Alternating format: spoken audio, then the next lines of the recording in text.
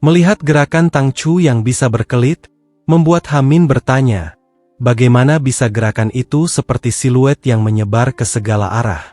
Baek Li Pyong kemudian menambahkan, bahwa gerakan tersebut sungguh luar biasa, dan cukup membuat Jin San terkejut.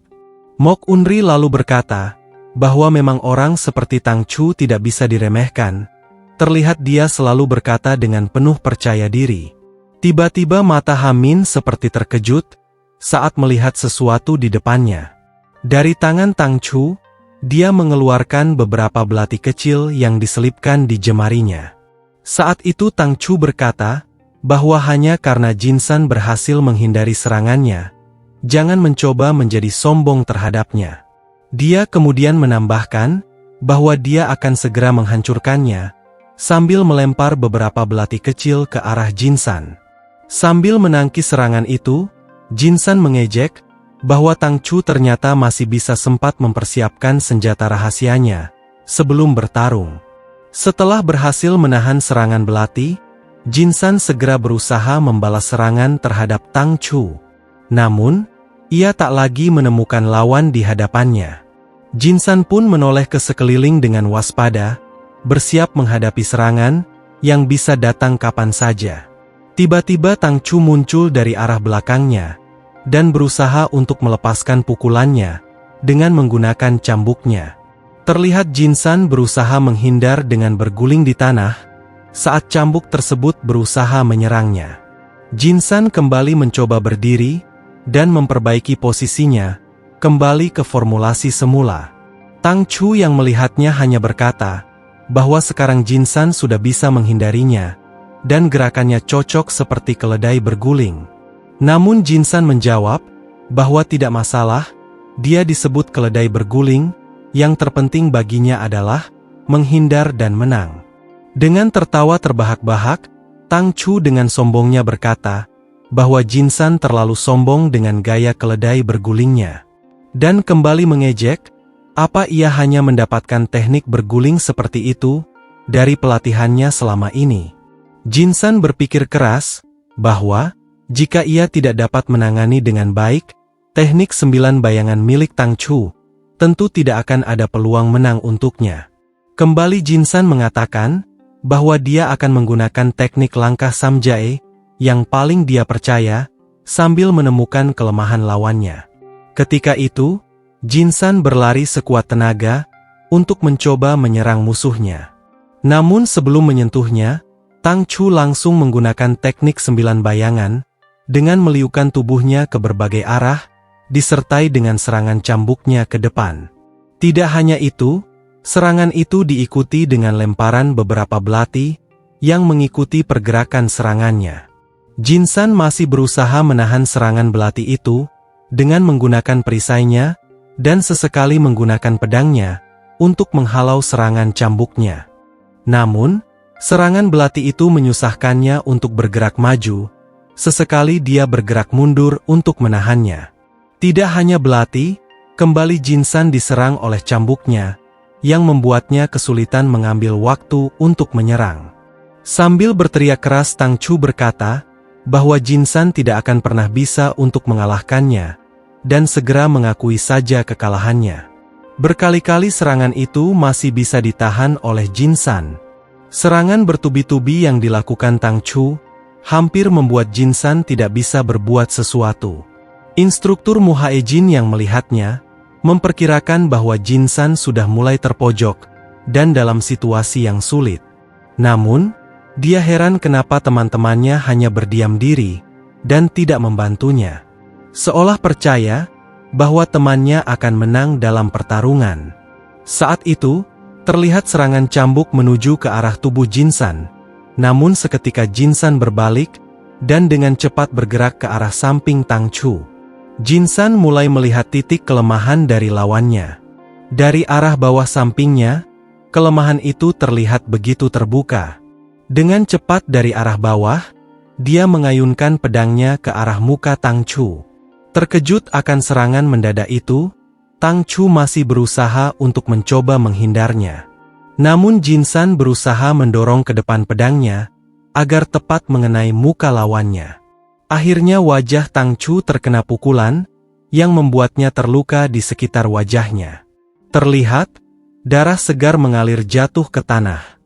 Akibatnya Tang Chu terhuyung dan jatuh ke tanah, memegangi wajahnya yang berlumuran darah. Di hadapannya, Jin San berdiri tegap, mulai memahami titik kelemahan lawannya. Tang Chu masih tak percaya dengan apa yang baru saja terjadi, dan bertanya, apa yang baru saja dia lakukan. Jin San berkata, bahwa Tang Chu sudah benar-benar merendahkannya. Kembali Jin San menambahkan, meskipun dia tidak menguasai, namun dia pernah mempelajari teknik 9 langkah bayangan. Namun, meskipun Jin San mengetahui teknik itu, Tang Chu masih tidak mengerti bagaimana dia mengetahui kelemahannya secepat itu. Jin San berkata, bahwa pada awalnya ia kesulitan untuk menyerang dan menemukan kelemahan lawannya. Namun, ia kemudian mengubah strategi, alih-alih terus menyerang, ia memilih untuk menghabiskan waktu demi beradaptasi dengan teknik lawan. Tang Chu, yang masih diliputi rasa tidak percaya, belum sepenuhnya mengerti bagaimana Jin San bisa melakukannya. Dari kejauhan, rekan satu timnya, Mok Unrie berkomentar bahwa Jin San memang hebat dan berhasil mengalahkan lawannya. Baek Lipyong ikut menambahkan bahwa keberhasilan Jin San tak lepas dari kemampuannya dalam menemukan kelemahan lawan yang membuatnya lebih mudah menyerang. Unrie mengatakan bahwa kini Jin San akhirnya bisa membalaskan dendamnya. Sementara itu, Yeon Hamin hanya tersenyum kecil. Dalam hati, ia berkata bahwa ia selalu percaya pada temannya, dan berharap Jin San bisa segera menuntaskan dendamnya. Namun, tiba-tiba Jin San melempar pedang dan perisainya ke tanah. Dengan penuh percaya diri, Jin San berkata bahwa mereka harus melanjutkan pertarungan yang dulu. Jin San menambahkan sambil mengepalkan tangannya, bahwa dia ingin menghancurkan sendiri dengan tangannya, sampai di akhir. Masih dengan mengejek, Tang Chu mengatakan bahwa itu hanyalah tipu muslihat dan mengingatkan Jin San bahwa dia belum menang hanya karena bisa mengalahkan satu serangannya. Sambil memutar cambuk yang telah dialiri tenaga dalam, Tang Chu tiba-tiba melompat, bersiap menyerang Jin San. Dengan suara lantang, ia berteriak bahwa dirinya tidak mungkin dikalahkan oleh pecundang seperti Jin San. Tang Chu langsung menerjang ke arah Jin San dan mulai melecutkan cambuknya. Setiap ayunan cambuk menghasilkan suara tajam yang mengoyak udara. Beberapa kali ia melancarkan serangan, namun Jin San tampak mampu menghindar dengan gesit. Meski Tang Chu terus berusaha menyerang, usahanya tetap gagal. Jin San berkali-kali berhasil menghindar dan berkelit dari setiap serangan yang datang. Saat itu, wajah Tang Chu terkejut, seolah tidak percaya dengan apa yang dilihatnya. Dia berkata, bagaimana mungkin Jin San bisa menghindar dan bisa memprediksi setiap serangan cambuknya. Saat Tang Chu berusaha menarik kembali cambuknya, tiba-tiba Jin San menangkap talinya. Ia mencoba menariknya sekuat tenaga, namun tak berhasil, karena Jin San menahannya dengan kuat. Tang Chu hanya bisa terpaku dalam keputusasaannya saat menghadapi Jin San.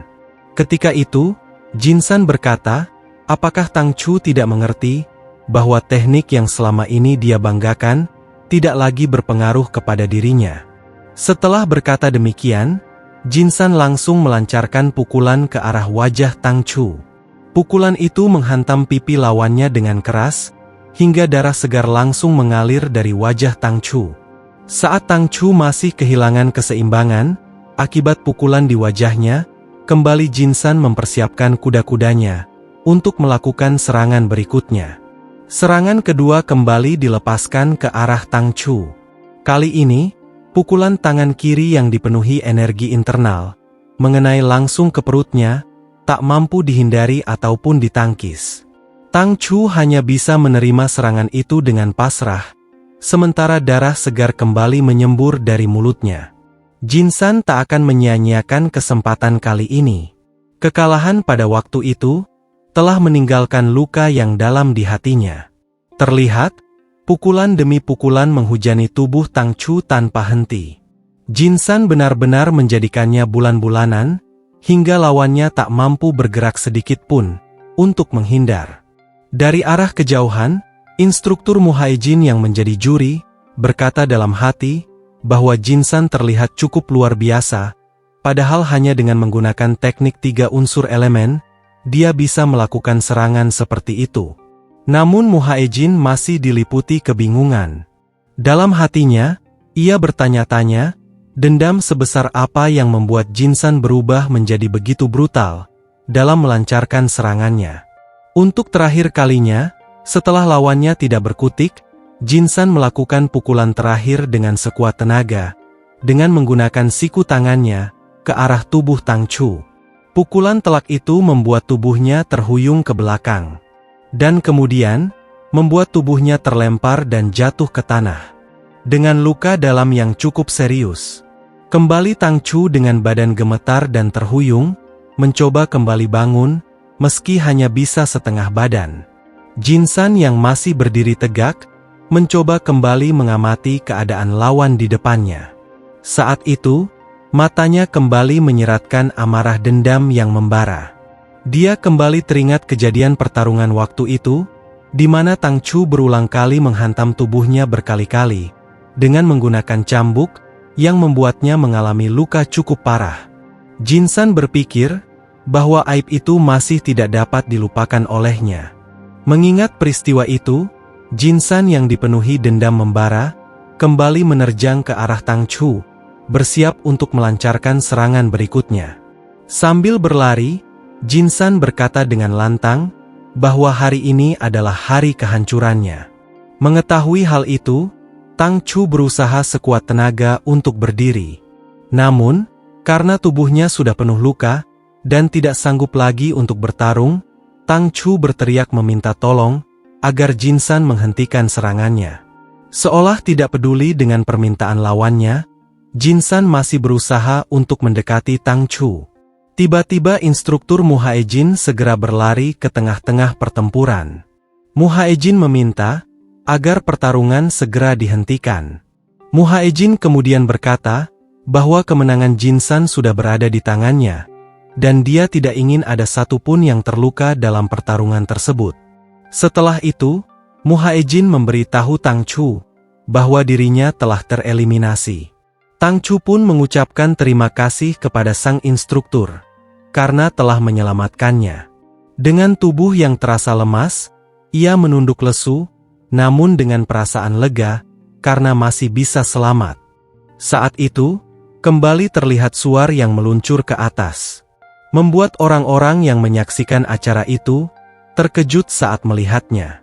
Saat salah satu tim unit Jamryong bernama Ho Jun melihat suar tersebut, dia berkata bahwa mereka sudah melihat peringatan suar ketiga. Dengan penuh percaya diri, Ho Jun berkata kepada rekannya bahwa sepertinya Jiho dan Tang Chu sedang menghabisi unit Great Dragon. Rekannya yang bernama Woja pun menimpali bahwa tempatnya tidak jauh dari mereka. Namun, tidak dengan Jio. Dia berkata bahwa ada sesuatu yang telah membuatnya gelisah. Kembali Jio menegaskan bahwa dia tidak terlalu khawatir tentang Jiho, namun tidak yakin dengan Tang Chu, karena waktunya cukup singkat dan dilakukan dengan beruntun. Namun, Woja meyakinkan kepada teman perempuannya bahwa tidak usah cemas dengan kemampuan unit Great Dragon Squad 7, karena levelnya masih di bawah mereka. Woja meminta agar Jio menunggu yang lainnya di tempat itu, dan pasti tim unit Great Dragon lainnya akan segera mereka kalahkan. Jio pun menyetujui perkataan dari temannya itu. Sedangkan instruktur Bigayeong hanya bisa mengamati dan berkata bahwa pertandingan ini terasa akan mulai menjadi lebih menarik. Saat itu sekelebat orang sedang menuju ke arah mereka. Jio yang mengetahui hal itu berteriak bahwa ada 4 orang yang mendekat ke arah mereka, dan berkata agar yang lainnya bersiap dan mengangkat pedangnya. Menyadari hal itu, mereka mengetahui bahwa yang datang bukanlah tim mereka, yaitu Jiho dan Tang Chu. Keempat bayangan itu tiba-tiba melompat ke arah mereka, dari balik pepohonan. Dan keempat orang tersebut adalah unit Great Dragon. Sedangkan Hamubaek hanya melihat dari kejauhan untuk mengamati pertempuran murid-muridnya. Saat itu Jinsan berkata bahwa dia sudah perkirakan sisa unit Jamryong ada di tempat ini. Seolah tidak percaya, Hojun berkata, bagaimana bisa mereka ada di sini? Jio lalu bertanya, apakah 3 orang dari tanda suar yang diberikan? 2 di antaranya adalah Tangchu dan Jiho. Yeon Hamin sambil tersenyum mengatakan bahwa itu adalah benar, Tangchu dan Jiho sudah dikirim ke bawah gunung. Mendengar hal itu, membuat ketiganya terkejut. Terlebih Jio, yang tak percaya bahwa Jiho telah terkena serangan dari lawannya. Hojun berkata bahwa mereka semua adalah pengecut, karena menargetkan Jiho dengan serangan gabungan sejak awal, yang membuat mereka jadi terpecah. Dia juga berkata bahwa tidak percaya Jiho sudah tereliminasi. Saat itu Jinsan hanya berkata bahwa dia tidak merasa heran jika mereka terkejut, dan juga tidak menyangka bahwa strategi yang mereka jalankan akan berhasil. Dia kembali menambahkan bahwa mereka tidak melakukan kecurangan, dan hanya menjalankan strategi dengan baik. Kemudian Jinsan berkata kembali bahwa tim mereka sudah berbeda dari level yang sebelumnya. Jadi jika tim Jamryong tidak bersiap dengan baik, maka mereka semua akan menyusul kedua rekannya yang tereliminasi. Mendengar hal itu, Hojun berkata bahwa mereka hanya beruntung bisa menang, dan meminta kepada temannya agar jangan takut untuk menghancurkan lawannya sekarang juga. Dari kejauhan, Muhaejin berkata bahwa sepertinya itu adalah pertarungan terakhir dari skuad pertama unit tim Jamryong. Dan Hamubaek membalas perkataannya dengan mengatakan bahwa muridnya melakukan dengan lebih baik dari yang diharapkan. Hamubaek berkata dalam hati bahwa murid-muridnya terlihat sangat percaya diri dan semangatnya sangat meningkat. Dia mengamati bahwa tim unit Jamryong tampaknya belum pernah melakukan serangan gabungan yang baik, sehingga pasti serangan mereka akan kacau. Dia yakin bahwa pertarungan ini akan berakhir dengan mudah. Hamubaek yakin bahwa kemenangan sudah berada di pihak unit Great Dragon. Kedua tim mulai maju dan saling menyerang. Gerakan bertahan, serta ayunan pedang dilancarkan oleh Jinsan dan Lip Yeong. Sementara Hamin dan Mok Unrie juga tidak kalah sengit dalam melancarkan serangan-serangan terhadap lawan mereka. Serangan pedang yang mereka lancarkan membuahkan hasil. Beberapa musuh terlihat terkena pukulan keras, terhuyung, bahkan jatuh bangun, karena kesulitan menghadapi tekanan. Sementara itu, Jio tampak cukup kewalahan, menghadapi gempuran dari lawannya. Pertarungan itu dengan cepat menunjukkan tanda-tanda siapa yang mulai terdesak. Beberapa waktu kemudian, di kamp bawah gunung, terdengar orang-orang berbicara bahwa seluruh skuad pertama unit Jamryong sudah dikalahkan. Banyak yang sudah mendengarnya. Dan ada juga yang bertanya bahwa kelompok seperti apa yang bisa mengalahkan mereka. Dan ternyata, ada kelompok yang lebih ahli dari tim mereka. Pembicaraan itu mulai meluas di antara para orang-orang di sekitarnya. Sedangkan di dalam tenda, setelah pertarungan itu berakhir, Hamubaek berkata bahwa meskipun gagal di paruh pertama, namun hari ini mereka tampil sangat luar biasa. Jinsan menambahkan bahwa semua itu adalah berkat instruktur yang mengajarinya. Hamubaek kembali berkata bahwa dengan berakhirnya 1 hari ujian ini, maka jadwal paruh pertama di Gyeonggwan telah selesai. Setelah mereka kembali ke Gyeonggwan, mereka memiliki waktu 2 bulan untuk bebas berlibur. Dan paruh kedua akan dilakukan kembali pada awal September. Mok Unri terlihat senang bahwa dia bisa beristirahat selama 2 bulan. Namun Wojin mengatakan bahwa meskipun mereka tersingkir di awal, namun rasanya tidak begitu buruk. Namun, tiba-tiba tangan Hamin memukul meja dan berkata bahwa ia telah kecewa saat itu, yang membuat rekan satu timnya terkejut mendengarnya. Yeon Hamin berkata bahwa mereka telah berhasil mengalahkan unit Jamryong sesuai rencana mereka. Namun, dia tidak menyangka akan bisa dikalahkan oleh tim lain yang mendekat dan mengambil keuntungan saat mereka lengah. Dia menyimpulkan bahwa dia telah menyusun strategi yang salah.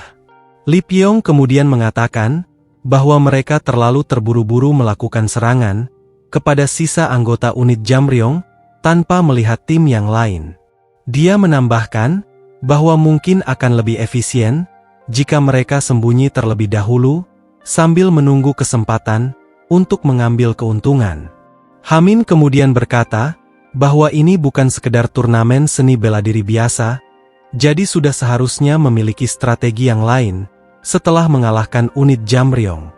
Hamu Baek yang mendengar percakapan semuanya kemudian berkata bahwa dia bersyukur murid-muridnya menyadari kesalahannya dan menyuruhnya untuk mengangkat kepala mereka semua karena perjalanan mereka baru saja dimulai. Hamu Baek mengatakan bahwa mereka berlatih dengan waktu yang singkat, namun menunjukkan perkembangan yang luar biasa, dan menyimpulkan semuanya memang sudah berbakat. Kembali Hamu Baek berkata bahwa mereka harus terus mengumpulkan pengalaman agar bisa lebih berkembang dan berhenti menyalahkan diri sendiri. Lalu instruktur itu meminta agar murid-muridnya untuk beristirahat dengan baik dan kembali ke pertandingan selanjutnya dengan benar. Semua muridnya mendengarkan perkataan dari sang instruktur itu sampai selesai. Kemudian, Hamu Baek segera berbalik dan bergegas untuk pergi dari situ. Kini, mari kita beralih sejenak ke bagian lain dari kisah ini. Inilah cerita tentang aliran putih, kelompok yang dikenal menjunjung tinggi kebaikan dan keadilan.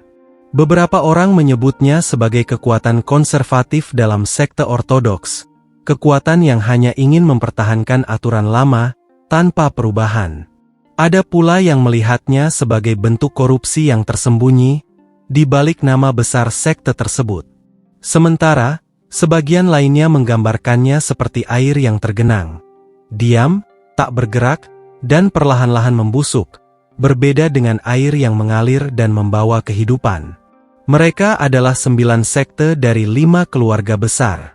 Sekitar 60 tahun yang lalu, dunia seni bela diri telah diatur menjadi sebuah sistem yang terdiri dari 9 sekte besar yang berasal dari 5 keluarga utama. Kedua kekuatan ini kemudian membentuk satu aliansi besar yang menguasai dunia murim saat itu.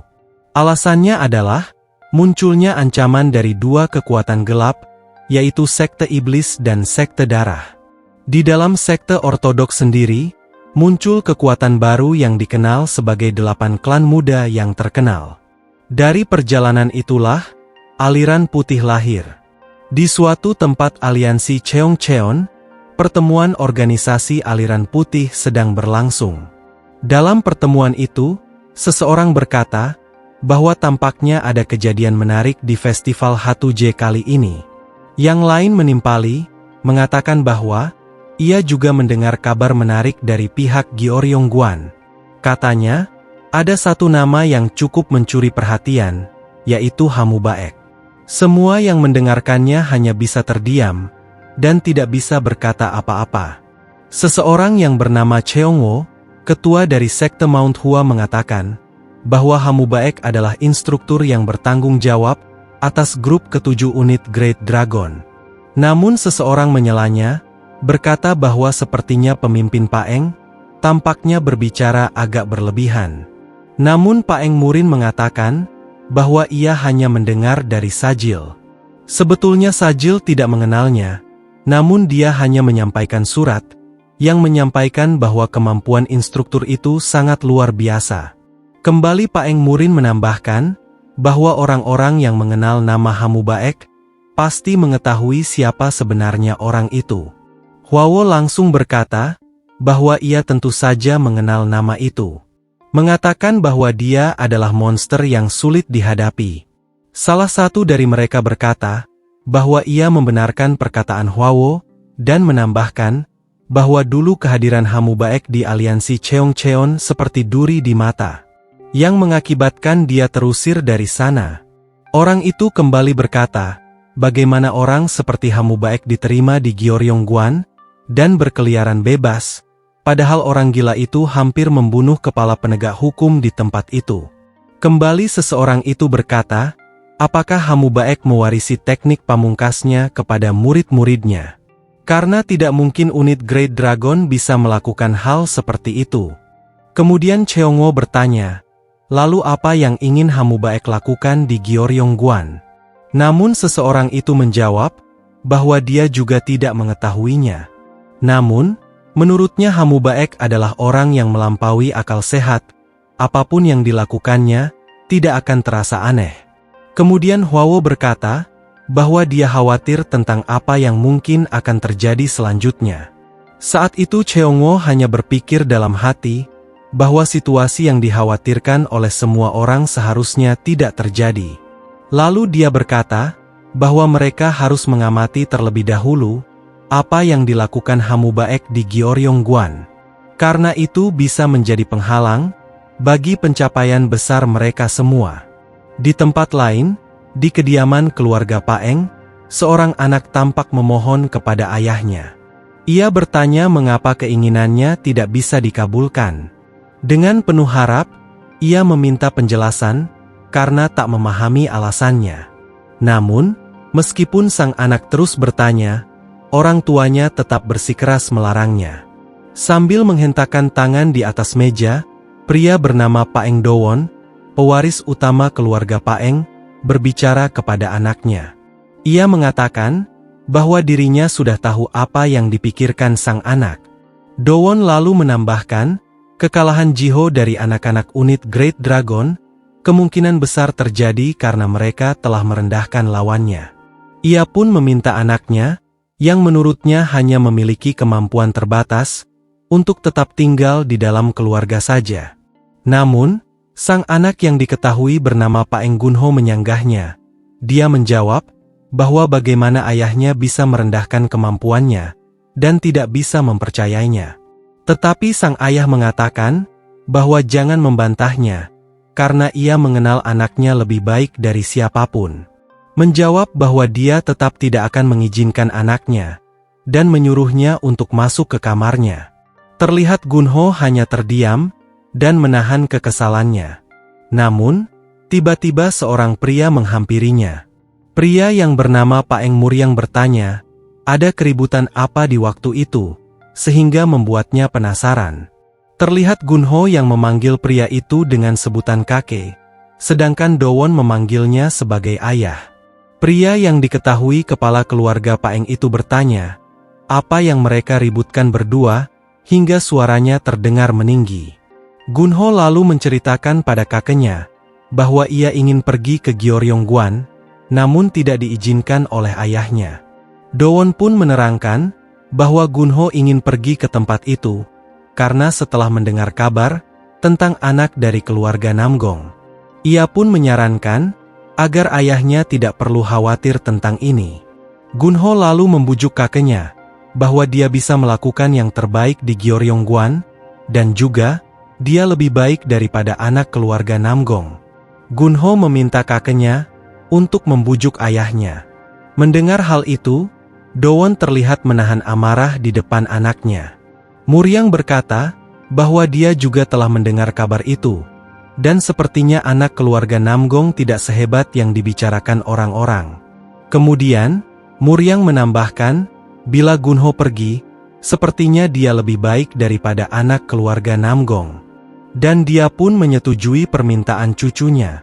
Gunho yang terlihat senang, kemudian berkata, bahwa hanya kakeknya yang hanya mengakui kemampuannya. Paeng Dowon mencoba menyanggahnya. Namun sebelum pembicaraan selesai, Paeng Muryang berkata, bahwa seharusnya Dowon tidak perlu khawatir tentang itu, karena adiknya Paeng Doyol sudah menjadi kepala di sana. Seketika Dowon hanya terdiam tidak mengucapkan sepatah kata pun. Begitu juga Muryang. Kemudian Paeng Muryang berpikir dalam hati, bahwa menurut kabar yang disampaikan Doyol, Hamu Baek bekerja sebagai instruktur di sana. Dia memahami, bahwa Dowon pernah mendengar kabar, bahwa Hamu Baek pernah ada di organisasi utama, dan kenapa sekarang ada di Gyeongyang. Dia juga memahami bahwa Dowon khawatir akan perkembangan Gunho di tempat itu. Namun Paeng Muryang menegaskan bahwa dia tidak akan tinggal diam bila terjadi sesuatu yang tidak baik terhadap Gunho. Akhirnya, Muryang berbicara kepada Gunho bahwa ia boleh pergi ke tempat yang diinginkannya. Dan kakeknya akan berbicara dengan pamannya Paeng Doyol. Seketika Gunho langsung mengucapkan terima kasih kepada kakeknya. Sambil tertawa, Muryang mengingatkan cucunya agar jangan sampai terluka dan pulang dengan selamat. Dengan nada tegas, Ganho pun menyanggupinya. Sedangkan Dowon hanya berkata dalam hati, mungkin lebih baik anak itu merasakan kegagalan keras di sana. Sementara di tempat lain, terlihat Hamubaek yang sedang bersantai menikmati hari liburnya sambil bersenandung. Namun, tiba-tiba dia dikejutkan oleh suara yang ada di belakangnya. Ternyata itu adalah murid-muridnya. Jinsan berkata bahwa ternyata instrukturnya masih di tempat itu.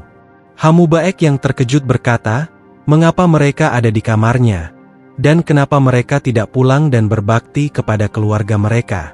Namun kelima muridnya berkata bahwa mereka ingin tetap tinggal di Gyeongyang untuk tetap berlatih. Hamubaek hanya terdiam, tidak mengatakan sepatah kata pun. Namun, dari dalam hatinya dia berteriak, kenapa mereka melakukan itu kepada dirinya, yang sedang menikmati masa liburannya.